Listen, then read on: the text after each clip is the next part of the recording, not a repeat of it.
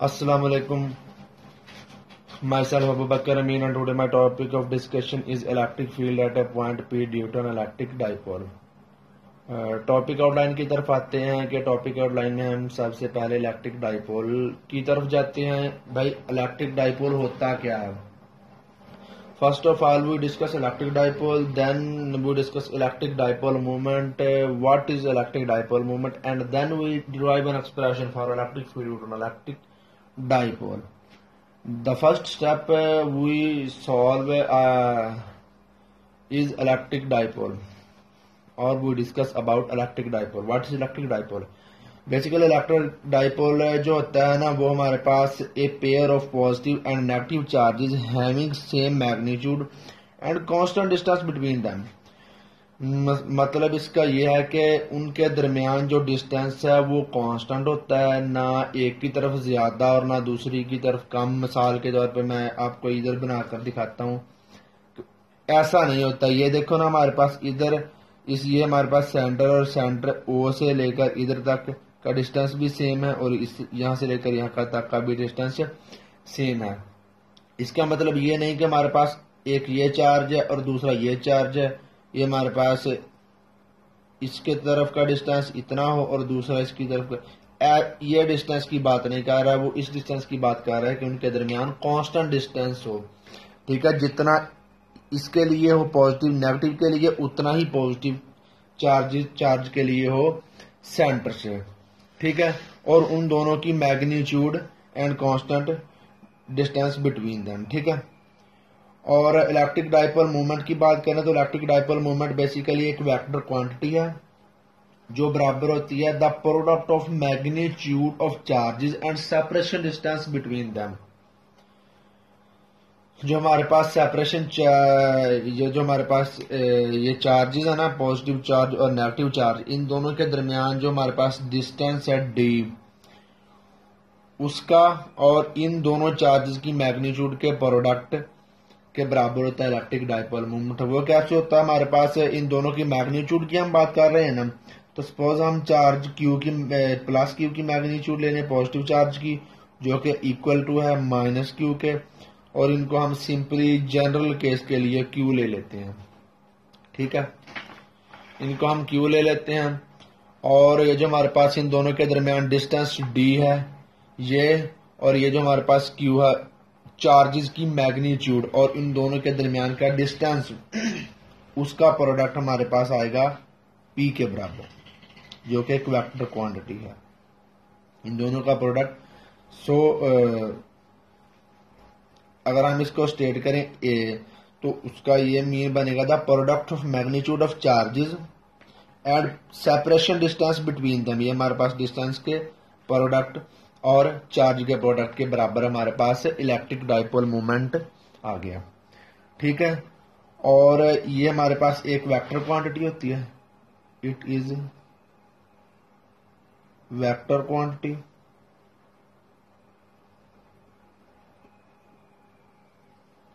और इसका जो हमारे पास यूनिट है वो क्या होगा? हमारे पास ये जो चार्ज का डिस्टेंस क्या आता है, कूलम, और डिस्टेंस का यूनिट हमारे पास होता है मीटर।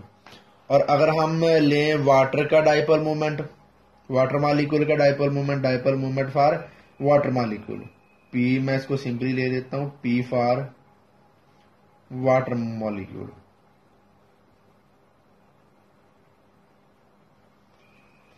ये हमारे पास बराबर होता है 6.13 मल्टीप्लाई बाय 10⁻⁻³ कूलम मीटर।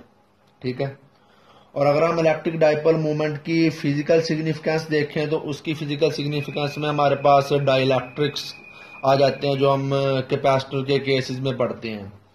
ठीक है, कैपेसिटर के केसेस में जो हमारे पास दो पैरेलल प्लेट कैपेसिटर ले लें, या कोई सपोज हमारे पास सिलेंड्रिकल कैपेसिटर है या हमारे पास स्फेरिकल कैपेसिटर, उसमें जो हमारे पास शीट्स होती हैं या पैरेलल प्लेट्स होती हैं, तो उनमें कोई ना कोई डाइलेक्ट्रिक होता है जो कि एक इंसुलेटर होता है। तो उसके अगर हम जब कैपेसिटेंस को डिस्कस करेंगे तो electric dipole movement play an important role in this sense. ठीक है, तो ये इसकी फिजिकल सिग्निफिकेंस होगी। नेक्स्ट हम आते हैं electric field due to electric dipole. Next हमारा ये है जो हमारे पास मेन टॉपिक है, उसकी तरफ आते हैं हम।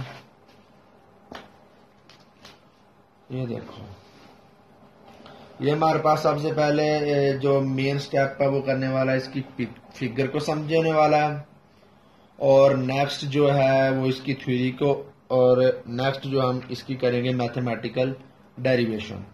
First of all we consider a charge positive Q और negative Q having same magnitude and constant distance is called electric dipole.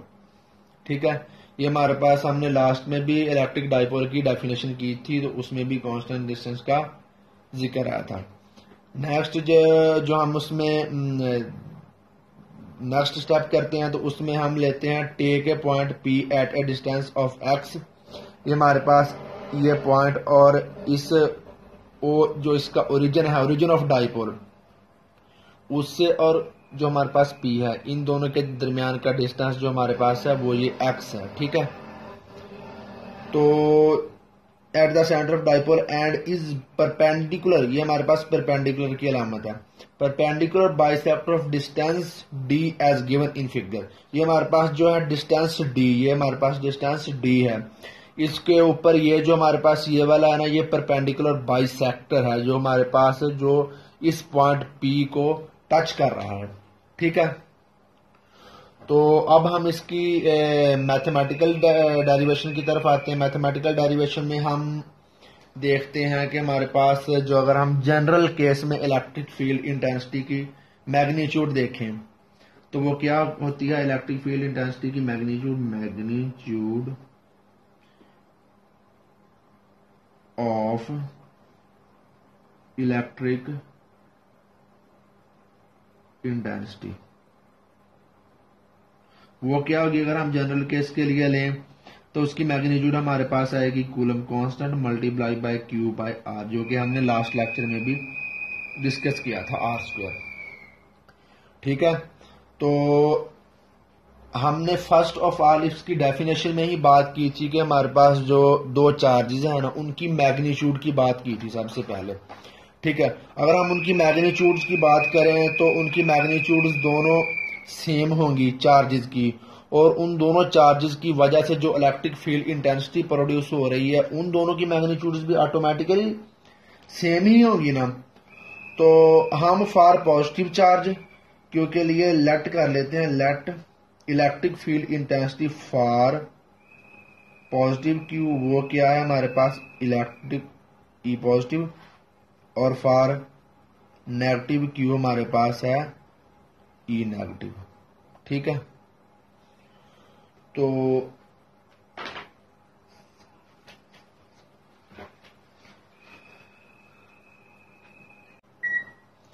हमारे पास है जो हमने क्यू के लिए ले ली ई पॉजिटिव, क्यू पॉजिटिव के लिए ले ली ई पॉजिटिव, और फॉर नेगेटिव क्यू के लिए हमने ई नेगेटिव ले ली।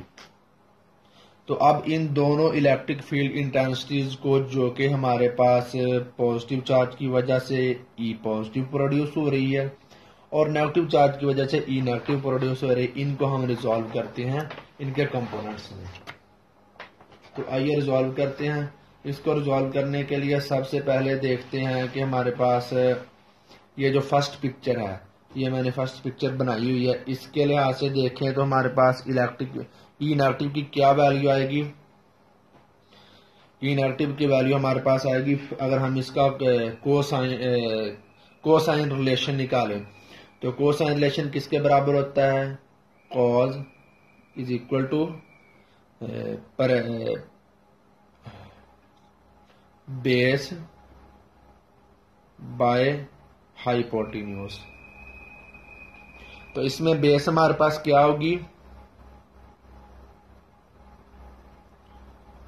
बेस जो है हमारे पास होगी वो e माइनस एक्स, और जो हमारे पास हाइपोटेन्यूस होगा वो e नेगेटिव होगा। तो इसकी वैल्यू क्या आएगी, अगर हम इस e नेगेटिव को इधर ले जाएं तो हमारे पास e नेगेटिव एक्स की वैल्यू क्या आ जाएगी, हमारे पास e नेगेटिव कॉज ऑफ अगर हम इसको थीटा लें तो ये हमारे पास थीटा आ जाएगी इधर, क्योंकि हमने इधर एंगल जो हमारे पास ये वाला लिया है, सॉरी ये वाला हमारे पास एंगल थीटा चल रहा है, तो इसलिए हमने ये हमारे पास फर्स्ट वैल्यू आ गई। तो सिमिलरली हम नेक्स्ट ई पॉजिटिव एक्स के केस में लेंगे, तो सिमिलरली हमारे पास नेक्स्ट जो है ये वाली पिक्चर आएगी, सेकंड पिक्चर। ये हमारे पास फर्स्ट पिक्चर का केस था, ये हमारे पास सेकंड पिक्चर का केस आएगा। सेकंड पिक्चर के लिए हम क्या लेंगे, सिमिलरली मैं इसको चलो कर देता हूं, cos of theta is equal to base by hypotenuse. Base हमारे पास क्या आ जाएगी, E positive X by E positive, sorry E positive आएगा, ये हमारे पास ई पॉजिटिव आ गया।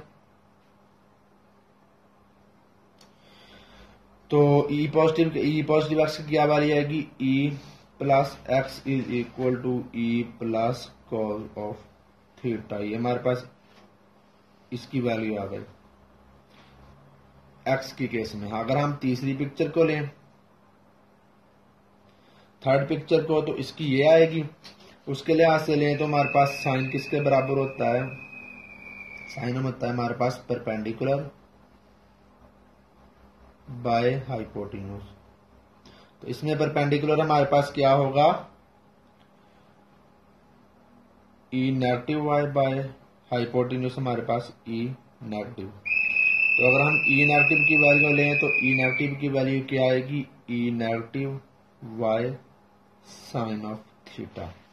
तो ये हमारे पास ई नेगेटिव की वैल्यू, नो सॉरी, ये हमारे पास आएगी ई नेगेटिव वाई और ई नेगेटिव की वैल्यू। ठीक है।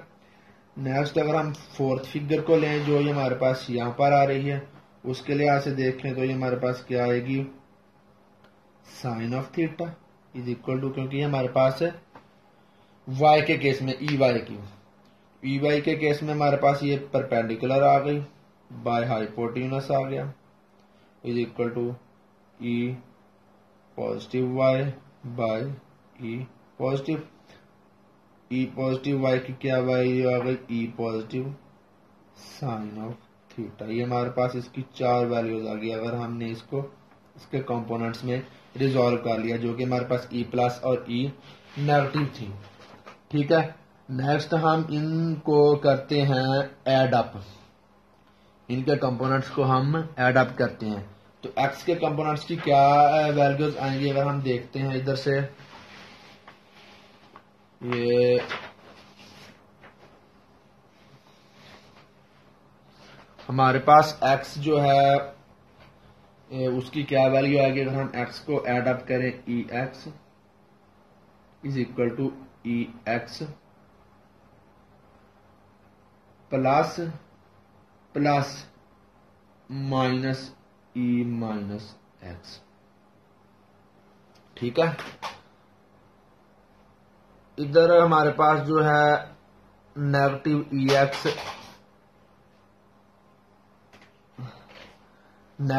एक्स जो है और पॉजिटिव ई एक्स हम लास्ट फिगर में देखें, जो कि मैंने ये बनाई हुई है इधर, तो ये हमारे पास नेगेटिव ई एक्स और ये जो हमारे पास पॉजिटिव ई एक्स है, ई पॉजिटिव एक्स और ई नेगेटिव एक्स, ये दोनों मैग्नीट्यूड में तो दोनों सेम हैं, लेकिन but they are in opposite direction, that's why they cancel each other. So we can write, इसकी वैल्यू ई प्लस एक्स की क्या वैल्यू आएगी, E plus cos of theta plus minus E negative cos of theta. ठीक है। अगर हम ये दोनों हमारे पास ई नेगेटिव और E positive having same magnitude as, ये जो हमारे पास ई पॉजिटिव है वो ई नेगेटिव के बराबर है, so we put simply in general case E लिख लें या ई पॉजिटिव, इन दोनों की जगह पे लिख लें, बट मैं लिखने लगा हूं सिंपली ई। आप इन दोनों में से कोई इन तीनों में से एक लिख सकते हैं, इसकी जगह पर भी और इसकी जगह पर भी। तो मैं सिंपली जनरल केस में E cos of theta plus minus E cos of theta, तो ये हमारे पास पॉजिटिव का है और ये हमारे पास नेगेटिव का, तो ये दोनों हमारे पास कैंसिल हो गए और इसका एक्स कंपोनेंट 0 आ गया।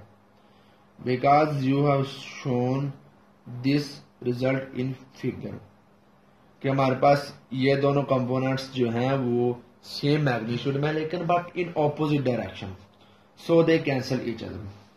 For Y component we can write, for Y component कैसे हम लिखेंगे, for Y component E Y is equal to, हमारे पास फिगर में आए तो हमारे पास आएगी ये जो वाई है, ये पॉजिटिव वाई भी नेगेटिव वाई के अलोंग है और नेगेटिव वाई भी हमारे पास नेगेटिव वाई एक्सिस के अलोंग है।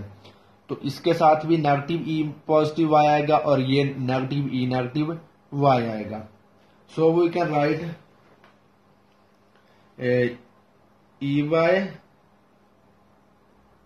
ई positive Y plus E negative Y. तो ड्यू टू डायरेक्शन इसकी ये भी अलोंग नेगेटिव वाई एक्सिस है और ये भी अलोंग नेगेटिव वाई एक्सिस है, we can write the sign of minus with them. ठीक है, नेक्स्ट देखते हैं इसकी वैल्यू क्या आएगी। इधर हमने निकाली हुई है, ये देखो हमारे पास आएगी ये ई पॉजिटिव वाई की क्या वैल्यू आएगी, E plus sine theta, E plus sign of theta, इसके साथ नेगेटिव के वैल्यू आएगी, नेगेटिव की अलामत लाजमी आएगी,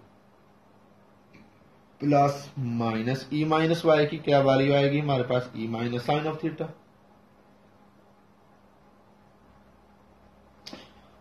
सॉरी ये हमारे पास ई माइनस आएगा, ये मैंने ई वन लिख दिया था। और अगर हम जैसे कि पहले भी मैं बता चुका हूं, अगर इन दोनों की मैग्नीट्यूड सेम हो तो हम इन दोनों की जगह पर ई लिख सकते हैं। कैसे, ई प्लस जो है वो इसकी मैग्नीट्यूड ई नेगेटिव के बराबर है और ई नेगेटिव हम इसको जनरल केस ई का लिख लेते हैं। तो ये हमारे पास negative E sine of theta plus negative sine E sine of theta. तो अगर इन दोनों को एड अप करें तो ये हमारे पास आएगा simply 2e sine of theta E Y. और अगर हम इनकी इसका रिजल्टेंट निकालें तो रिजल्टेंट कैसे, हमने लास्ट फिगर में देखा होगा हमारे पास रिजल्टेंट कैसे आएगा। जो हमारे पास इलेक्ट्रिक फील्ड इंटेंसिटी है, अगर हम इधर मैं आपको पिक्चर बनाकर समझाऊं तो ये हमारे पास जो इलेक्ट्रिक फील्ड इंटेंसिटी है जो कि अलोंग वाई एक्सिस है, electric field along Y axis, और ये जो हमारे पास electric field intensity along X axis है।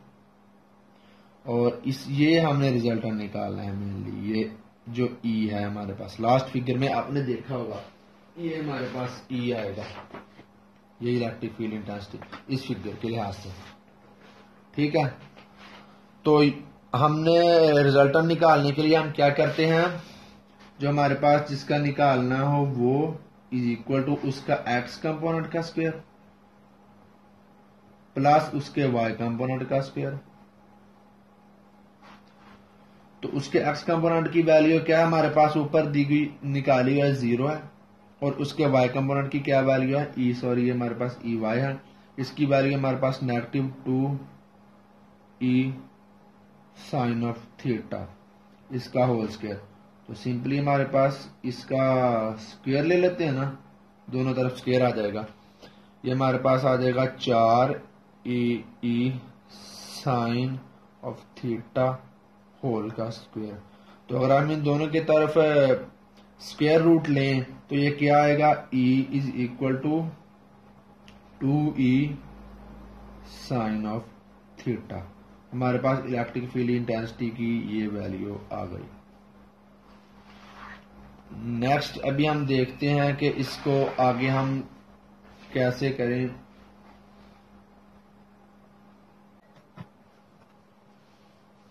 वो सॉरी मैंने लास्ट पे निकाली था एक रिजल्ट छोटा सा, ई की वैल्यू हमारे पास आ गई E sine 2e sine of theta, ये हमारे पास ई की वैल्यू आ गई। जो हमने लास्ट पे निकाली थी, तो उसकी वैल्यू निकालें। अगर हम देखते हैं नेक्स्ट पे जाकर क्या इसकी नेक्स्ट वैल्यू निकलती है ई की। अगर हम देखें तो हमारे पास इलेक्ट्रिक फील्ड इंटेंसिटी की जो ओरिजिनल वैल्यू हमने फर्स्ट पे डिस्कस की थी वो क्या थी, इलेक्ट्रिक फील्ड इंटेंसिटी की के कॉलम कांस्टेंट बाय आर का स्क्वायर। ठीक है, ये हमारे पास इसकी वैल्यू थी। तो ये हम अगर इसकी वैल्यू हम इस पे दर्ज करें, इसमें पुट करें, तो ये क्या आएगी, E is equal to 2 k Q R का स्क्वायर साइन ऑफ थीटा। और साइन ऑफ थीटा की अगर हम लास्ट पिक्चर में देखें, इस लास्ट पिक्चर में, तो इसकी क्या वैल्यू आएगी साइन ऑफ थीटा की। ये हमारे पास ये जो d/2 और ये जो d/2 है, ये क्या आएगा हमारे पास परपेंडिकुलर, और ये जो हमारे पास आएगा r, ये हमारे पास आएगा हाइपोटेन्यूज। तो मैं इसकी इधर पिक्चर बनाकर आपको दिखा देता हूँ, इसकी पिक्चर कैसे आएगी। इसकी पिक्चर अगर हम इसको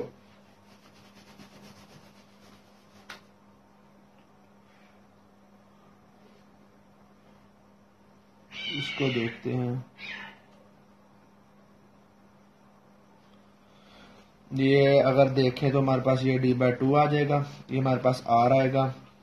तो इसकी अगर हम निकालते हैं साइन ऑफ थीटा की वैल्यू, तो वो क्या आएगी,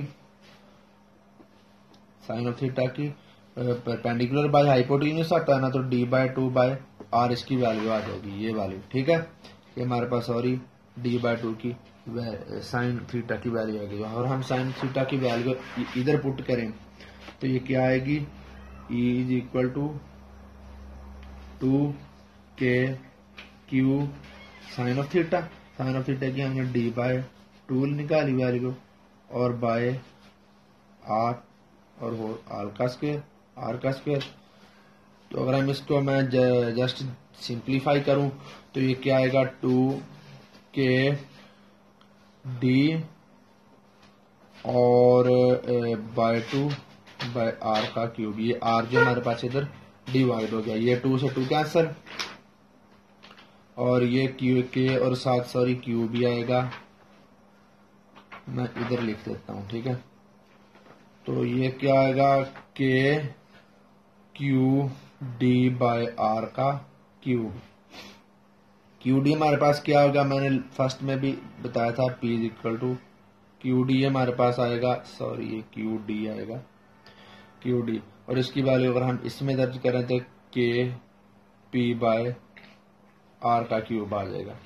ठीक है, इधर हमारे पास आर की वैल्यू अगर हम इस पिक्चर में देखें तो इस पिक्चर में आर की वैल्यू हमारे पास क्या आएगी, ये जो हमारे पास आर है वो हाइपोटेन्यूस है ना, ये हमारे पास एक्स जो है वो बेस है, और ये d/2 हमारे पास है परपेंडिकुलर। तो मैं इसकी अगर पिक्चर नीचे बनाकर दिखाऊं आपको वो कैसे नजर आएगी, ये देखो, अगर ये हमारे पास परपेंडिकुलर आए ना, सॉरी ये हमारे पास परपेंडिकुलर आए, और ये हमारे पास हाइपोटेन्यूस आए, और ये अगर हमारे पास आए बेस है, तो बेस अगर उस पिक्चर में देखें तो हमारे पास बेस जो है वो x है, परपेंडिकुलर d/2 है, और हाइपोटेन्यूस r है। तो r की वैल्यू अगर हम देखें तो हमारे पास क्या आएगी, अगर हम r की वैल्यू निकालेंगे इधर से, तो r का square is equal to x का स्क्वायर प्लस d/2 होल का स्क्वायर।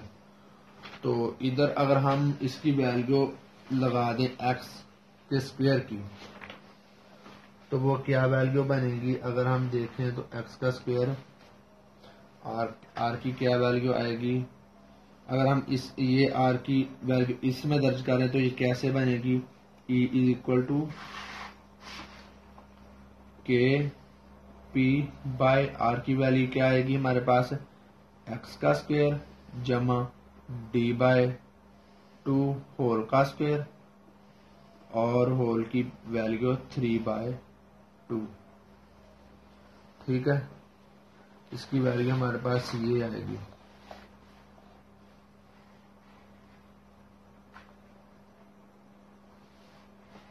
अगर हम इसको ऊपर लेकर जाएं तो उसकी ऊपर लेकर जाने से ये क्या होगा, हमारे पास के पी और साथ एक्स का स्क्वायर जमा d/2 होल का स्क्वायर और -3/2 आ गया इसकी वैल्यू।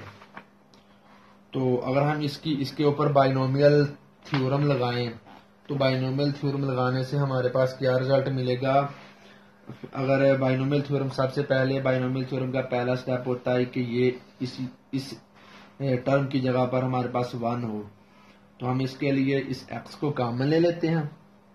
अगर हम इस x को कॉमन लेते हैं तो ये हमारे पास आएगा x का स्क्वायर और ये स्क्वायर इस 2 से कैंसिल हो जाएगा, तो इसकी वैल्यू सिंपली -3 आएगी। और ये जो हमारे पास के पी है x का क्यूब माइनस क्यूब और +1 प्लस d/2 होल का स्क्वायर 1/x का स्क्वायर और इसका होल का -3/2। तो अगर हम इसके ऊपर वो लगाएं बाइनोमियल थ्योरम लगाने से हमें क्या मिलेगा। बाइनोमियल थ्योरम लगाने से के पी एक्स का क्यूब माइनस में और साथ 1 -3/2, ये जो हमारे पास -3/2 ये नीचे आ जाएगी और d का स्क्वायर बाय 4 x का स्क्वायर। और अगर हम इसकी हर टर्म्स को निगलेक्ट कर दे तो ये हमारे पास सिंपली रिजल्ट बच जाएगा। और अगर हम इस रिजल्ट को निकालें, सपोज हम इस टर्म को कैंसिल कर देते हैं, हायर, ये भी हायर टर्म्स में शुमार होता है इसको भी हम कैंसिल कर देते हैं। तो इसको अगर हम निगलेक्ट करते हैं तो निगलेक्ट करने से ये टर्म हमारे पास सिंपली खत्म हो जाएगी। इसको निगलेक्ट कर दिए, हमारे पास 1 इसके साथ मिलकर क्या बनेगा, के पी एक्स का माइनस क्यूब। और अगर हम इसको नीचे लेकर जाएं तो के पी बाय एक्स का क्यूब आ जाएगी इसकी वैल्यू। और अगर हम इस के की वैल्यू दर्ज करें जो कि कूलम्स कांस्टेंट है 1/4 pi epsilon naught P by X का क्यूब, ये हमारे पास along 1 dimension electric field intensity due to electric dipole value आ गई इसकी। ठीक है, अगर हम इसको 3 डायमेंशनली लें तो x की जगह पर हमारे पास आ जाएगा, इस x की जगह पर हमारे पास आ जाएगा r। तो उस r को हम कैसे लिखेंगे, ये हमारे पास इलेक्ट्रिक फील्ड इंटेंसिटी है ना, उसको हम के पी बाय आर का क्यूब लिखेंगे।